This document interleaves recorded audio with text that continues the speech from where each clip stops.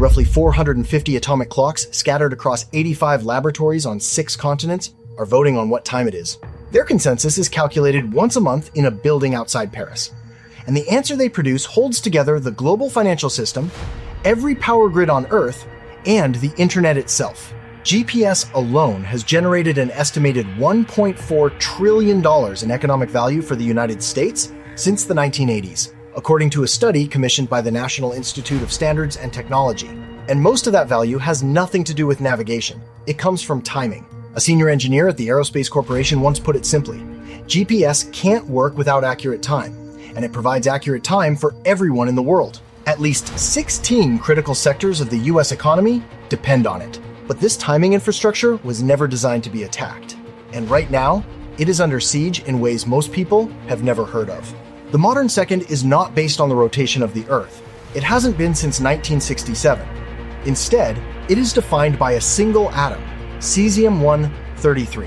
When energy is applied to this atom, its electrons oscillate between two states at a frequency of exactly 9,192,631,770 cycles per second. That number is not an approximation.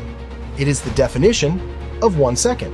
Atomic clocks built around this principle are so precise that the best ones would lose less than a single second over 300 million years. And the next generation of optical clocks? Still in development at labs in the US. And Europe pushed that number even further, reaching uncertainties below 1 part in 10 to the 17th.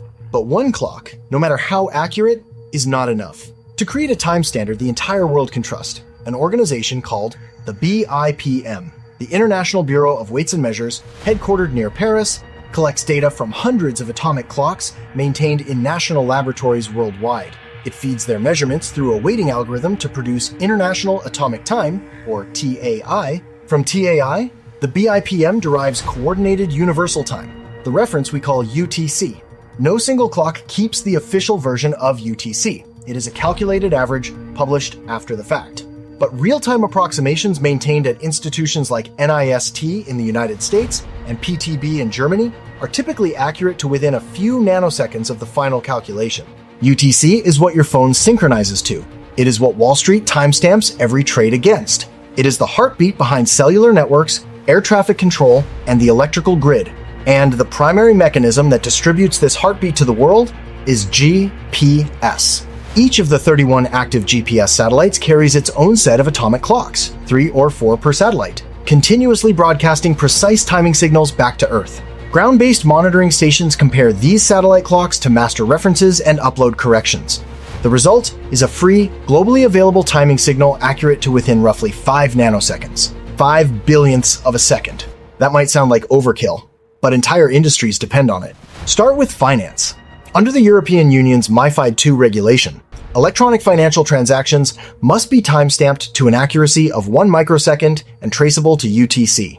In high-frequency trading, where positions are held for millionths of a second, even a small timing discrepancy between two exchanges can be exploited for profit or can trigger cascading order mismatches.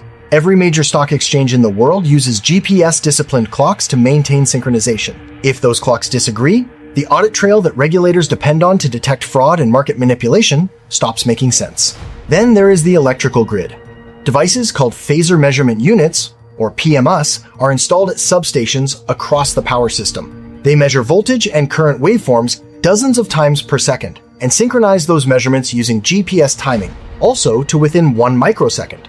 This synchronization allows grid operators to see the state of the entire network in real time, detecting frequency imbalances before they cascade into outages. Without GPS, operators lose their wide area view. They go from watching the whole system to watching isolated fragments of it. Telecommunications networks face similar constraints. Cell towers coordinate handoffs and frequency usage using shared timing references ultimately derived from GPS.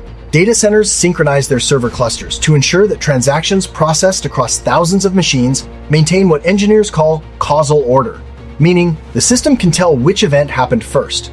If the clocks drift, the software doesn't degrade gracefully. It breaks.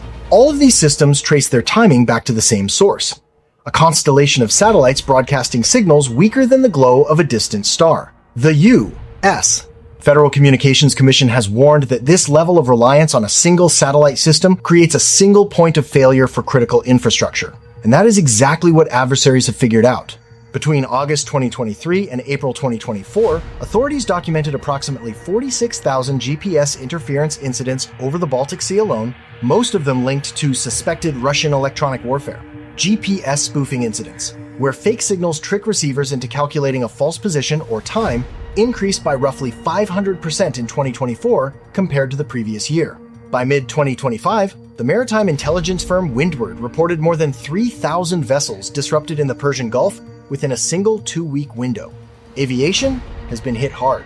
According to the International Air Transport Association, GPS signal loss events climbed by 220% between 2021 and 2024. Researchers tracking these incidents estimated that by 2025, roughly 900 flights per day were affected by some form of GPS interference. In December 2024, an Azerbaijan Airlines flight encountered electronic interference near Grozny, Russia, lost GPS, experienced repeated false pull-up warnings, and ultimately crashed in Kazakhstan. Most of these incidents have disrupted navigation, but the timing implications run just as deep. In 2016, a software error on a single GPS satellite threw the system's UTC timing message off by 13 microseconds. That is 13 millionths of a second. Monitoring stations across multiple continents detected the anomaly, and downstream timing infrastructure began applying faulty corrections. At 7 of 8 monitored sites, systems tried to compensate for an error that didn't exist in their own clocks. 13 microseconds was enough to trigger alarms in infrastructure designed to tolerate almost no drift at all, and jamming does not require a nation-state. GPS signals arrive at ground level with extraordinarily low power. A transmitter small enough to carry in a bag can overwhelm the signal across an entire city block. Devices capable of doing this have been found for sale on mainstream online marketplaces. The United Nations has warned that the rising frequency of these incidents threatens the safety of aviation, maritime navigation, and telecommunications infrastructure worldwide. The question is no longer whether GPS timing can be disrupted. It is whether anything exists to replace it when it fails. Some critical systems include holdover clocks, local atomic references that can coast through a short outage by maintaining synchronization on their own, but holdover degrades.